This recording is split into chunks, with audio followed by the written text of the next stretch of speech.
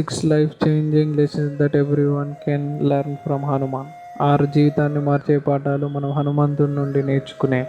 Be humble even when you are the most powerful man in the world.